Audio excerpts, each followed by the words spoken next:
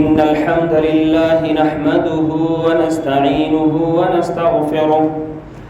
ونعوذ بالله من شرور أنفسنا وسيئات أعمالنا من يهده الله فلا مضل له ومن يضلل فلا هادي له وأشهد أن لا إله إلا الله وحده لا شريك له وأشهد أن محمدًا عبده ورسوله يا أيها الذين آمنوا اتقوا الله حق تقاته ولا تموتن إلا وأنتم مسلمون يا أيها الناس اتقوا ربكم الذي خلقكم من نفس واحدة وخلق منها زوجها وبث منهما رجالا كثيرا ونساء واتقوا الله الذي تساءلون به والأرحام إن الله كان عليكم رقيبا يا أيها الذين آمنوا اتقوا الله وقولوا قولا سديدا يصلح لكم أعمالكم ويغفر لكم ذنوبكم ومن يطع الله ورسوله فقد فاز فوزا عظيما أما بعد فإن خير الحديث كتاب الله وخير الهدي هدي محمد صلى الله عليه وسلم وشر الأمور محدثاتها وكل محدثة بدعة وكل بدعة ضلالة وكل ضلالة في النار فأعوذ بالله السميع العليم من الشيطان الرجيم من همزه ونفخه ونفسه زعم الذين كفروا أن لن يبعثوا قل بلى وربي لتبعثن ثم لتنبؤن بما عملتم وذلك على الله يسير وقال تعالى اقترب للناس حسابهم وهم في غفلة معرضون رب اشرح لي صدري ويسر لي أمري واحلل عقدة من لساني يفقهوا قولي سبحانك لا علم لنا إلا ما علمتنا إنك أنت العليم الحكيم برادران اسلام، حاضرین جمعہ، بزرگوں، نوجوانوں اور عزیز بچوں، ہر قسم کی تعریفات، توصیفات، کبریائی، بزرگی، بڑائی، ہر طرح کی حمد و ثنا اللہ رب العالمین کے لیے ہے۔ بعدہ لاکھوں اور کروڑوں درود و سلام ہوں تمام انبیاء کرام پر، خصوصاً ہمارے اور آپ کے نبی آخر الزمان احمد مجتبی محمد مصطفیٰ صلی اللہ علیہ وسلم پر۔ سب سے پہلے میں اپنے نفس کو اور آپ تمام حضرات کو تقوی کی وصیت کرتا ہوں، تقوی کی نصیحت کرتا ہوں کہ یہ تقوی ایک مومن کا سب سے بڑا سرمایہ ہے۔ یہی وہ تقوی ہے کہ اگر ایک مسلمان چاہے اکیلے میں ہو، چاہے وہ کسی محفل میں ہو، چاہے وہ تنہائی میں ہو، چاہے وہ خلوت میں ہو، چاہے وہ جلوت میں ہو، یہی تقوی ایک مسلمان کی وہ سب سے بڑی اسپرٹ ہوتی ہے جو اسے برائیوں سے بچا کر کے رکھتی ہے۔ اور اللہ رب العالمین نے فرمایا فَإِنَّ خَيْرَ الزَّادِ التَّقْوَىٰ کہ ہم جس سفر پر گامزن ہیں، آخرت کی جس سفر پر ہم جا رہے ہیں، اس سفر کے لیے سب سے بہترین توشہ، سب سے بہترین سامان سفر جو ہم اپنے آخرت کے لیے لے جا رہے ہیں، وہ سب سے بہتر سامان سفر یہی تقویٰ ہے۔ میرے بھائیوں، ہم جب اللہ رب العالمین کے دین کے پیروکار بنے ہیں تو اللہ رب العالمین کا دین، اس کے 3 ارکان ہیں۔ جیسے کہ ہم ایمان کے 6 ارکان جانتے ہیں، اسلام کے 6 ارکان جانتے ہیں، ایسے ہی اللہ رب العالمین کا جو دین ہے، پورے دین کے اگر ارکان دیکھے جائیں تو وہ 3 ارکان ہیں۔ جن کو حدیث جبریل میں اللہ کے رسول صلی اللہ علیہ وسلم کے سامنے حضرت جبریل علیہ السلام آتے ہیں اور آپ کو اللہ کا دین سکھاتے ہیں. اور وہ 3 ارکان کیا ہیں؟ سب سے پہلے دین کا پہلا رکن ہے اسلام، دوسرا رکن ہے ایمان، اور تیسرا رکن ہے احسان. اور اسی طرح سے آخرت کا علم ہونا اور اس بات کا علم ہونا کہ ایک دن قیامت آئے گی اور لوگوں کو اپنے اعمال کا حساب دینا ہے. تو جب ہم دیکھتے ہیں کہ آخرت پر ایمان، یہ مسلمانوں کے اندر آخرت کا جو ایمان ہے یہ انہیں غیروں سے الگ کرتا ہے. کچھ لوگوں کا یہ خیال ہے، کچھ لوگوں کا یہ کہنا ہے کہ وما یہلکنا الا الدہر، کہ ہمیں تو بس زمانہ مارتا ہے، جلاتا ہے، یہ ہم دنیا میں پیدا ہوتے ہیں اور جیسے پیڑ پتے دنیا میں پیدا ہوتے یہیں پر مر جاتے، یہیں پر کھپ جاتے، جانور اسی دنیا میں پیدا ہوتے اور یہیں پر جانور ختم ہو جاتے، ایسے ہی ہمارا بھی حال ہوگا، ہم بھی اسی دنیا میں پیدا ہوئے ہیں اور یہیں مر کھپ کر ختم ہو جائیں گے. تو کچھ لوگوں کا یہ عقیدہ ہوتا ہے، اور پھر ایسے لوگوں کی یہ حرکتیں بھی جانوروں کی سی حرکتیں ہو جاتی ہیں. اور کچھ لوگ تو یہ سوچتے ہیں کہ یہ دنیا ایک روح دوسرے جسم کو بدلتی رہتی ہے. ان کے ہاں تناسخ ارواح کا، آواگمن کا عقیدہ ہے. لیکن میرے بھائیوں، مسلمانوں کا عقیدہ اس سے مختلف ہے. ہم اس دنیا میں نہ تو جانوروں کی طرح پیدا ہوتے اور مرتے ہیں، نہ ہی ہم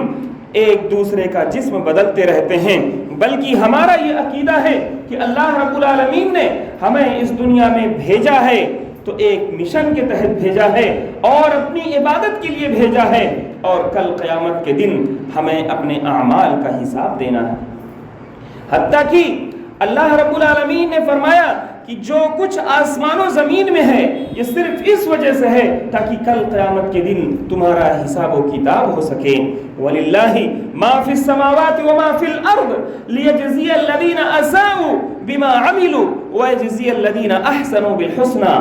اللہ ہی کے لیے آسمان و زمین کی تمام چیزیں ہیں. لِيَجْزِيَ الَّذِينَ أَسَاءُوا بِمَا عَمِلُوا، تاکہ ان لوگوں کو برا بدلہ دیا جا سکے، ان کے برے اعمال کا بدلہ دیا جا سکے جنہوں نے برائی کیا ہے. وَيَجْزِيَ الَّذِينَ أَحْسَنُوا بِالْحُسْنَى، اور جنہوں نے نیک اعمال کیا ہے انہیں نیک بدلہ دیا جا سکے. تو دنیا جہان کی تمام چیزیں، آسمان و زمین کے بیچ میں جتنی چیزیں ہیں، اللہ رب العالمین نے بتا دیا یہ صرف اور صرف اس وجہ سے ہیں تاکہ کل قیامت کا دن قائم ہو سکے اور سب کو اپنے اعمال کا حساب دیا جا سکے. میرے بھائیوں، آج ایسا محسوس ہوتا ہے کہ ہمارے دین کا وہ بنیادی عقیدہ، آخرت پر ایمان ہمارے اندر سے کمزور پڑتا جا رہا ہے. وہ لوگ جو اسی دنیا کو اپنا سب کچھ سمجھتے ہیں، لیکن اس کے باوجود بھی چاہے وہ تجارت کے نام پر ہوں، چاہے وہ اچھے ریلیشن شپ کے نام سے ہو، ان کے اخلاق، ان کے عادات و اطوار بہتر ہوتے جا رہے ہیں. لیکن وہ قوم جس کا یہ عقیدہ ہے کہ اسے ایک دن دنیا میں کیے گئے اپنے اعمال کا حساب دینا ہے، اس کے اخلاق و کردار میں کس قدر گراوٹ آ رہی ہے. کہیں ایسا تو نہیں کہ ہمارا آخرت پر جو ایمان ہے وہ کمزور پڑتا جا رہا ہے. اللہ رب العالمین نے فرمایا، کافروں کے بارے میں فرمایا، زعم الذین کفروا ان لن یبعثوا. کافروں کا یہ گمان ہے، کافروں کا یہ خیال ہے کہ ان لن یبعثوا، کہ انہیں دوبارہ واپس نہیں اٹھایا جائے گا، انہیں دوبارہ زندہ نہیں کیا جائے گا. اللہ رب العالمین نے فرمایا، قل بلا وربی، آپ کہہ دیجئے اللہ کی قسم، میرے رب کی قسم، ایسا کیوں نہیں ہوگا. لتبعثن ثم لتنبؤن بما عملتم، بے شک ضرور بضرور تمہیں دوبارہ زندہ کیا جائے گا، تمہیں دوبارہ اٹھایا جائے گا. ثم لتنبؤن بما عملتم، اور تم نے جو کچھ کام کیا ہے اس کام کے بارے میں تمہیں خبر دی جائے گی. وذلک علی اللہ یسیر، اور یہ اللہ رب العالمین کے لیے بہت آسان ہے. اللہ رب العالمین جس نے ایک بار انسان کو پیدا کیا وہ دوبارہ اسے پیدا کرنے پر بالکل قادر ہے. پہلی مرتبہ پیدا کرنے پر جو قادر تھا وہ دوبارہ پیدا کرنے پر بالکل قادر ہے۔ تو یہ چیز ہمارے ذہنوں میں، ہمارے دماغ میں، ہمارے ایمان و یقین میں جاگزی ہو جانی چاہیے کہ اللہ رب العالمین ہمیں ایک دن اٹھائے گا اور ہمارا حساب ہوگا۔ ایک دوسری جگہ اللہ رب العالمین نے فرمایا وَاتَّقُوا يَوْمًا تُرْجَعُونَ فِيهِ إِلَى اللَّهِ ثُمَّ تُوَفَّى كُلُّ نَفْسٍ مَا كَسَبَتْ وَهُمْ لَا يُظْلَمُونَ کہ تم ڈرو اس دن سے جس دن تمہیں واپس لوٹ کر کے اللہ رب العالمین کے پاس جانا ہے۔ ثُمَّ تُوَفَّى كُلُّ نَفْسٍ مَا كَسَبَتْ پھر ہر نفس کو پورا بدلہ دیا جائے گا، جس نے دنیا میں جو کچھ کمایا ہے اس کو اس کا بدلہ مل جائے گا۔ وَهُمْ لَا يُظْلَمُونَ اور لوگوں کے ساتھ ظلم نہیں کیا جائے گا۔ تو آج ہمارے اندر آخرت کا وہ خوف، آخرت کی وہ فکر کیوں ختم ہوتی جا رہی ہے میرے بھائیوں؟ ہماری زندگی دنیا کے پیچھے بھاگنے والی زندگی نہیں ہونی چاہیے تھی۔ ہماری زندگی ایک آخرت رخی لائف، ایک آخرت رخی زندگی ہونی چاہیے تھی، جہاں ہمارے ہر عمل میں آخرت جھلکنا چاہیے تھا۔ لیکن آج ہوتا کیا ہے؟ جب کسی آدمی کے اوپر ظلم ہو جاتا ہے، جب کسی کی دنیا میں اچھے سے پٹائی ہو جاتی ہے، کسی کو اچھے سے چپت لگتی ہے، تو وہ کہتا ہے کہ ٹھیک ہے، ہم آخرت میں جو ہے اس کا بدلہ لیں گے، تم نے آج ہمارا حق مارا ہے، آج نہ دو لیکن کل قیامت کے دن تمہیں یہ حق دینا ہوگا۔ لیکن وہی شخص جب کسی کا حق مار رہا ہوتا ہے تو وہ سب سے پہلے آخرت کے دن کو بھلا بیٹھتا ہے۔ یہ کیسا دوہرا معیار ہے کہ ہم جب اپنے حق کی بات کریں تو آخرت کو یاد کریں، اور جب کسی کا حق ہم مار رہے ہوں تو آخرت دور دور تک ہمارے سامنے نظر نہ آئے۔ یہ کون سا دوہرا معیار ہے میرے بھائیوں؟ ضرورت اس بات کی ہے کہ ہم اپنے اندر فکر آخرت کو حقیقی معنوں میں پیدا کریں۔ چاہے ہم کسی کا حق دے رہے ہوں، چاہے ہم کسی کا حق لے رہے ہوں، ہر وقت ہمارا نصب العین، ہماری آنکھوں کے سامنے آخرت ہونی چاہیے، کیونکہ یہی ہماری منزل ہے اور ہم اسی کے لیے دنیا میں آئے ہیں تاکہ ہم اپنی آخرت کو سنوار سکیں۔ یہ دنیا چند دن کی زندگی ہے، یہ جو اہل دنیا ہیں، یہ جن کی زندگی جہاں ختم ہوتی ہے وہیں سے ہماری زندگی شروع ہوتی ہے۔ میرے بھائیوں، آج دنیا میں چاروں طرف الحاد کا دورہ ہے، لوگ اللہ کا انکار کرتے ہیں، لوگ دنیا میں اخلاقیات کی جو باتیں ہیں ان کا انکار کرتے ہیں۔ کچھ لوگ کہتے ہیں کہ ہم مانتے ہیں کہ ایک رب ہے، لیکن ان کے لیے سب سے زیادہ جو چیز گرا گزرتی ہے وہ یہی گزرتی ہے کہ وہ آخرت کا دن کبھی بھی ماننے کو تیار نہیں ہے۔ جس دن وہ آخرت کو مانیں گے، جس دن وہ حساب و کتاب کا عقیدہ رکھیں گے، اسی دن انہیں دنیا کی بہت ساری برائیوں سے اپنے آپ کو دور رکھنا ہوگا۔ یہ جو لوگ الحاد یا دہریت والے لوگ ہیں وہ یہ سمجھتے ہیں کہ جس دن ہم حساب و کتاب کا عقیدہ، حساب و کتاب پر ایمان ہمارے اندر آئے گا، اسی دن ہمیں بہت ساری برائیوں سے دور ہو جانا پڑے گا، بہت ساری شہوت رانیوں سے دور ہو جانا پڑے گا، اور اسی طرح سے لوٹ کھسوٹ اور دنیا کی جو اور برائیاں ہیں، دنیا کی جو رنگ ریلیاں ہیں جن میں وہ مست ہیں، ان سب چیزوں سے انہیں دور ہو جانا پڑے گا۔ لہذا وہ کوشش یہ کرتے ہیں کہ آخرت کا انکار کر دیں۔ کچھ لوگ اللہ رب العالمین کا انکار کرتے لیکن تھوڑی دیر میں اللہ کا وجود ثابت مانتے ہیں، لیکن ان کے اوپر سب سے زیادہ گرا جو چیز گزرتی ہے وہ یہی ہے کہ آخرت کا ایمان ہم کیسے لے آئیں، یوم الحساب و یوم الکتاب کا ایمان ہم کیسے اپنے اندر لے آئیں، کیونکہ جس دن ہم آخرت کا اور حساب و کتاب کا ایمان اپنے اندر لائیں گے اسی دن ہماری برائیوں پر، ہماری رنگ رلیوں پر اور اسی طرح سے ہماری شہوت رانیوں پر بریک لگ جائے گا۔ تو ضرورت اس بات کی ہے کہ ہم ایسے دہریوں کی طرح، ایسے ملحدوں کی طرح نہ بنیں کہ جو آخرت کا انکار کر بیٹھے ہیں۔ ہمارے اعمال سے بھی جھلکتا ہے کہ ہم بھی آخرت کا انکار کر بیٹھے ہیں، گرچہ ہم دعویٰ کرنے والے ہوں کہ ہم آخرت پر ایمان رکھتے ہیں۔ تو ضرورت اس بات کی ہے میرے بھائیوں کہ ہم اپنے اندر آخرت کو اور قیامت کے آنے کو ایسے سمجھیں جیسے کہ ہمارے رسول صلی اللہ علیہ وسلم کا وجود ہوا، ہمارے رسول صلی اللہ علیہ وسلم کا آنا دنیا میں ایک دنیا کی سب سے بڑی حقیقت ہے۔ ویسے ہی ہم اس بات پر ایمان رکھیں کہ قیامت بھی آئے گی۔ اللہ کے رسول صلی اللہ علیہ وسلم نے فرمایا، صحیح مسلم کی روایت ہے، انا والساعۃ کہاتین، اللہ کے رسول صلی اللہ علیہ وسلم نے فرمایا کہ میں اور قیامت کا دن یہ دونوں ایسے ہی ہیں، اور آپ نے اپنی دونوں انگلیوں کو ایک دوسرے سے سٹا کر کے ایک دوسرے سے ضم کر کے کہا کہ ایسے ہی ہے جیسے یہ دونوں انگلیاں ایک دوسرے سے قریب قریب ہیں، ایسے ہی قیامت کا آنا اور میرا آنا یہ دونوں ایک دوسرے کے قریب قریب ہیں۔ ایک دوسری روایت میں اللہ کے رسول صلی اللہ علیہ وسلم نے فرمایا کہ میں آخری نبی ہوں، میرے بعد کوئی اور نبی نہیں آنے والا ہے، میرے بعد جو چیز آئے گی وہ قیامت ہوگی۔ تو اللہ کے رسول صلی اللہ علیہ وسلم نے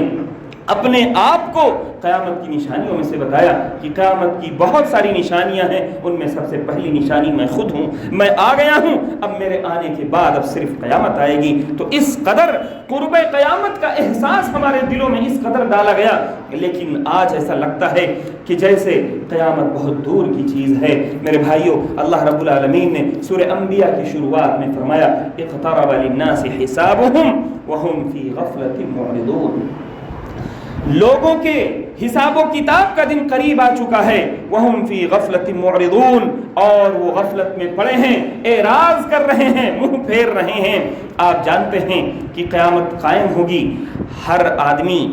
آدمی جو یہ سوچتا ہے، لمبی لمبی پلاننگ کر کے رکھتا ہے، وہ سوچتا ہے کہ ابھی تو قیامت کی بہت ساری نشانیاں ہیں، ان نشانیوں کا آنا باقی ہے، تو ابھی تو ہماری زندگی میں یا کم از کم ہماری جو زندگی 60-70 سالہ ہے اس میں تو قیامت کا آنا ممکن ہی نہیں ہے، کیونکہ ابھی حضرت عیسیٰ علیہ السلام کا نزول ہوگا، اسی طرح سے دجال کا نزول ہوگا، اسی طرح سے یاجوج ماجوج آئیں گے، تو ابھی تو قیامت بہت دور باقی ہے۔ میرے بھائیوں، قیامت اللہ کے رسول صلی اللہ علیہ وسلم نے بے شک قیامت کی نشانیاں بتائی ہیں کہ قیامت کی بہت ساری نشانیاں ہیں، لیکن ان نشانیوں کی دو قسمیں ہیں۔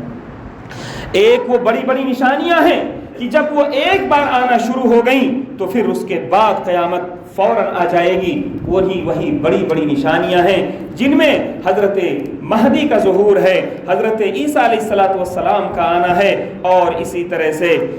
دجال کا ظہور ہے، اور حضرت عیسیٰ علیہ السلام کا دجال کو ختم کرنا، یاجوج ماجوج کا ظہور، یہ وہ بڑی بڑی نشانیاں ہیں جو بالکل قیامت کے قریب آئیں گی، جو بالکل آخری وقت میں آئیں گی۔ لیکن اس سے پہلے کی وہ نشانیاں جو آج ہمارے زمانے میں ظاہر ہو چکی ہیں، وہ نشانیاں جو چھوٹی چھوٹی نشانیاں ہیں، حضرت حذیفہ ابن الیمان رضی اللہ عنہ کہتے ہیں کہ میں نے اللہ کے رسول صلی اللہ علیہ وسلم سے دو قسم کی نشانیاں سنی تھیں، کچھ نشانیاں تو ابھی باقی ہیں لیکن کچھ نشانیاں تو میں اپنی آنکھوں سے دیکھ رہا ہوں۔ صحابی رسول کہہ رہے ہیں کہ کچھ نشانیاں تو ابھی باقی ہیں لیکن کچھ نشانیاں میں اپنی آنکھوں سے دیکھ رہا ہوں۔ آپ صلی اللہ علیہ وسلم نے فرمایا تھا کہ ایک وقت ایسا آئے گا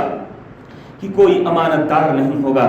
امانت داری کا خاتمہ ہو چکا رہے گا، لوگ بات کریں گے کہ فلاں محلے میں فلاں گاؤں میں ایک آدمی ہے جو امانت دار ہے، جس کے پاس امانت رکھی جائے تو وہ امانت اپنے پاس محفوظ رکھتا ہے۔ آج وہ دور نہیں آیا، آج ہم اپنی گفتگو میں، اپنے بول چال میں، اپنے ہر حرکت نقل و حرکت میں کیا اس کا ہم ثبوت نہیں دیتے؟ زندگی میں، دنیا میں ہم کتنے لوگوں سے، چاہے وہ تجارت کے تعلقات ہوں، چاہے روزمرہ کے آپسی تعلقات ہوں، ہم لوگوں سے وعدہ کرتے ہیں، اور جس قدر وعدہ کرتے ہیں لمبا لمبا وعدہ کر دیتے ہیں اور وعدہ خلافی کر دیتے ہیں، اور اگر ہم کسی کو ایک معمولی سا وقت دیتے ہیں 5 منٹ کا، اور اس کے بعد 1 گھنٹے 10 گھنٹے، یا بعض لوگ تو 5 منٹ کہتے ہی اس لیے ہیں تاکہ وہ اس کے بعد 5 دن کے بعد 10 دن کے بعد بھی اس سے نہ مل سکیں۔ میرے بھائیوں، یہ وہ چیزیں ہیں جو ہمارے اخلاق کو، جو ہمارے دین کو بتاتی ہیں۔ مسلمانوں کا وعدہ کرنا اور وعدہ کر کے اس پر قائم رہنا مسلمان کی زبان، مسلمان کی جان ہوا کرتی تھی۔ دنیا کے مختلف علاقوں میں اسلام کا ظہور ہوا، اسلام کی اشاعت ہوئی، وہاں مجاہدین نہیں گئے تھے، وہاں مسلم تاجر گئے تھے، اور انہی تاجروں کی وجہ سے، ان کے انہی زبان دینے کی قیمت ان کے یہاں اتنی ہوتی تھی کہ جو لوگ وہاں کے ہوا کرتے تھے وہ یہ سمجھتے تھے کہ مسلمان جب ایک زبان دیتا ہے تو اس پر قائم ہوتا ہے، اور اس طرح لوگ ان سے متاثر ہوئے اور جوک در جوک اسلام میں داخل ہوئے۔ ہماری جو پہچان ہوا کرتی تھی آج ہم بالکل اس کے الٹ ایک دوسری پہچان والے بن گئے ہیں۔ میرے بھائیوں، جب قیامت قائم ہوگی تو اللہ رب العالمین حساب لے گا حضرت ابو برزہ اسلمی رضی اللہ عنہ کی روایت ہے، سنن ترمذی کی روایت ہے، اللہ کے رسول صلی اللہ علیہ وسلم نے فرمایا لا تزول قدم عبد یوم القیامت حتی یسأل عن عمره فیما افناه وعن شبابه فیما ابلاه وعن علمه فیما عمل به وعن ماله من این اکتسبه وفیما انفقه۔ اللہ کے رسول صلی اللہ علیہ وسلم نے فرمایا کہ ابن آدم کے دونوں قدم اس وقت تک نہیں ہل سکتے ہیں جب تک کہ ان سے پوچھ نہ لیا جائے، کہ ان کی عمر کے بارے میں سوال نہ کیا جائے کہ تم نے اپنی یہ عمر جو ہم نے تمہیں دی تھی یہ ساری عمر کہاں پر فنا کر دی۔ اسی طرح سے ان کی جوانی کے بارے میں نہ پوچھ لیا جائے کہ ہم نے جو تمہیں جوانی کا ایک خوبصورت لمحہ، ایک طاقت و قوت سے بھرپور جو عہد دیا تھا، شباب کا، جوانی کا جو ایک لمبا وقفہ دیا تھا، وہ عہد، وہ زمانہ تم نے کہاں پر گنوایا۔ بعض روایتوں میں ہے وعن جسمہ فیما ابلا، کہ اللہ رب العالمین پوچھے گا کہ ہم نے یہ جو تمہیں جسم دیا تھا اس جسم کو تم نے کہاں پہ گنوایا، کہاں پہ خرچ کیا، کہاں پہ لگایا، کن چیزوں میں لگایا۔ اسی طرح سے ان سے ان کے علم کے بارے میں پوچھا جائے گا کہ یہ جو علم تمہیں ملا تھا تم نے اپنے علم پر کتنا عمل کیا۔ میرے بھائیوں،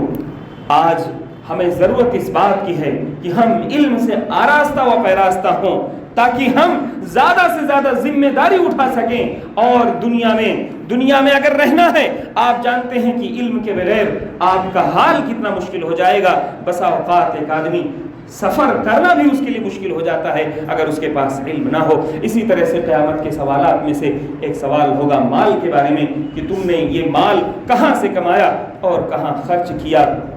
تو ضرورت اس بات کی ہے کہ ہم جب اپنے آخرت کی تیاری کریں تو ان سوالات کے جو جوابات ہیں، جو بالکل انسانی زندگی اور اس کے اوقات کے لحاظ سے کہ ہم اپنا وقت کہاں گنواتے ہیں، اپنا جسم کہاں لگاتے ہیں، اپنی جوانی کہاں ضائع کرتے ہیں، ان کے بارے میں سوالات ہیں۔ یہ سوالات آپ کی بہتری کے لیے، آپ کی زندگی کو بہتر بنانے کے لیے جو سوالات ہیں، ہمیں چاہیے کہ ہم ان کے بارے میں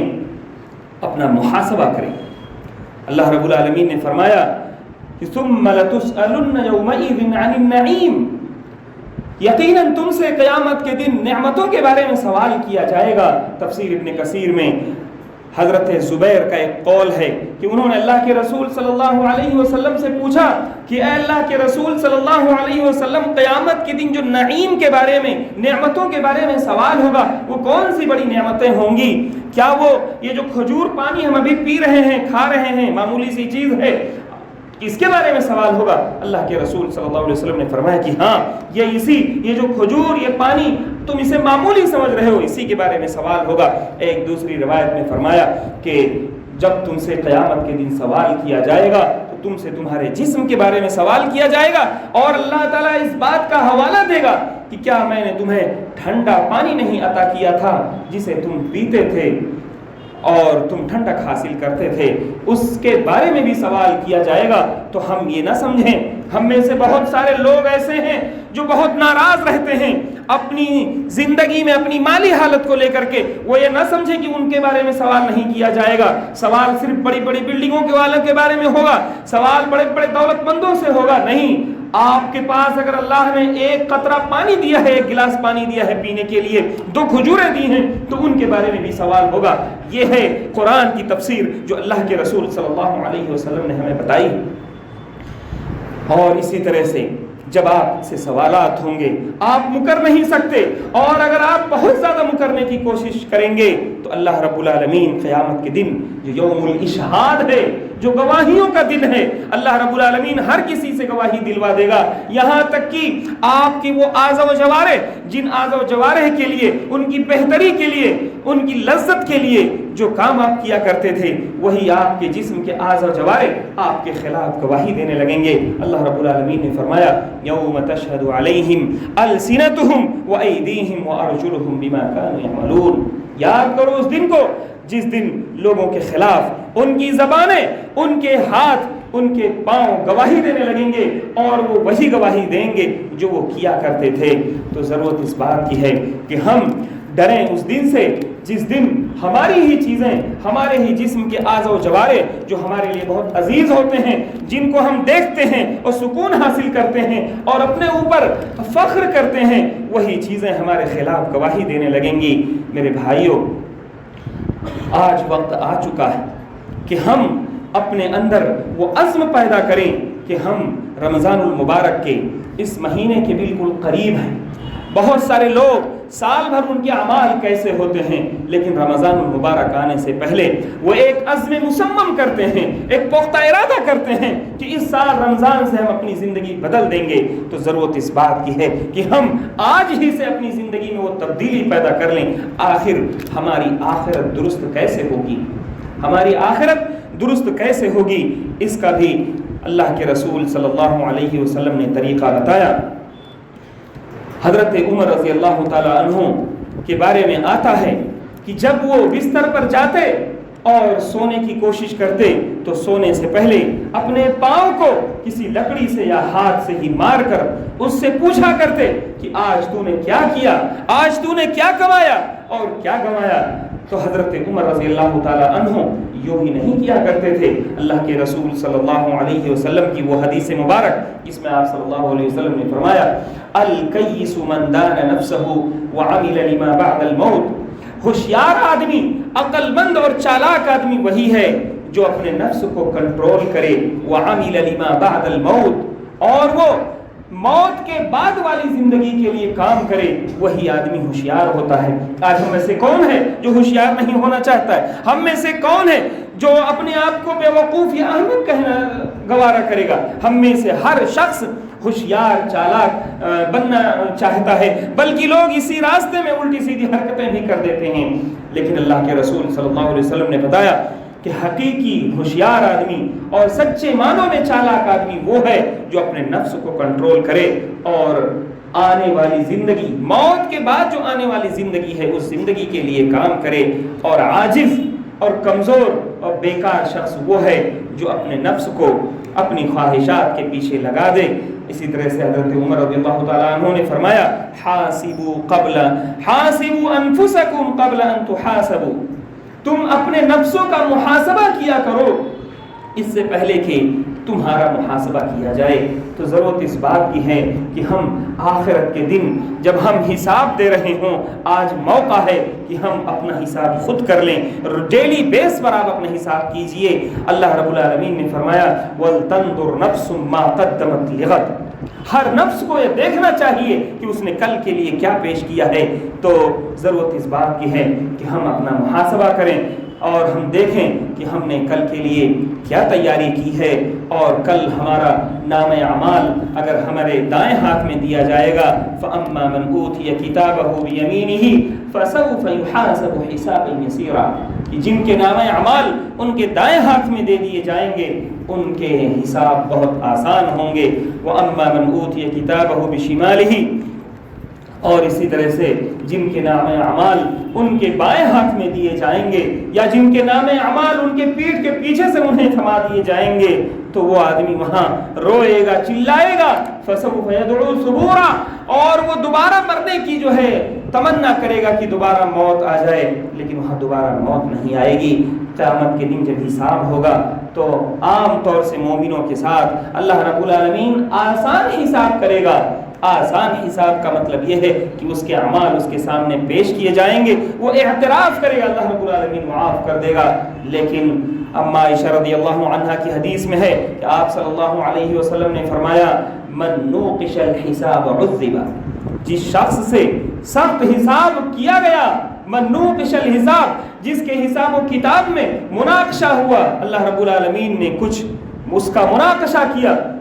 اور اس کی چھان پھٹک کی، تو سمجھ لو کہ اس کا عذاب پکا ہے۔ تو ضرورت اس بات کی ہے کہ ہم اللہ رب العالمین سے روزانہ دعا کریں، اللہم حاسبنی حسابا یسیرا۔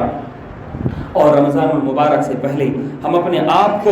اس مبارک مہینے کے لیے تیار کر لیں، ورنہ ہم نہایت ہی ناکام اور خائب و خاسر لوگوں میں سے ہوں گے کہ رمضان آئے گا اور ہماری مغفرت نہیں ہو سکے گی، یا رمضان آئے گا اچانک ہمارے سامنے پہنچ جائے گا اور ہم اس کے لیے تیار نہیں رہیں گے۔ اللہ رب العالمین سے دعا ہے کہ مولا ہمیں کہنے سننے سے زیادہ نیک عمل کی توفیق عطا فرمائے۔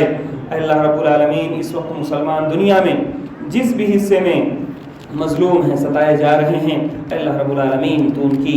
غیب سے مدد فرما دے۔ اے اللہ رب العالمین تو ظالموں کے پنجے استبداد کو توڑ کر کے رکھ دے۔ اے اللہ رب العالمین ہم میں سے جو لوگ مریض ہیں، اے اللہ تو انہیں شفائے کامل و عاجل عطا فرما دے۔ اے اللہ رب العالمین ہم میں سے جو لوگ قرض دار ہیں، ان کی قرض کی ادائیگی کا تو بہترین انتظام فرما دے۔ اے اللہ رب العالمین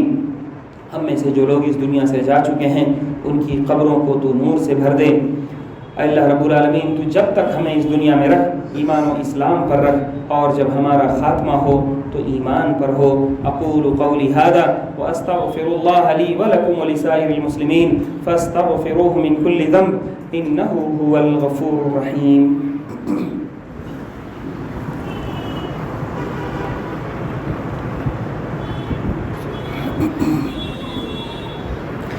إن الحمد لله نحمده ونستعينه ونستغفره ونعوذ بالله من شرور أنفسنا وسيئات أعمالنا،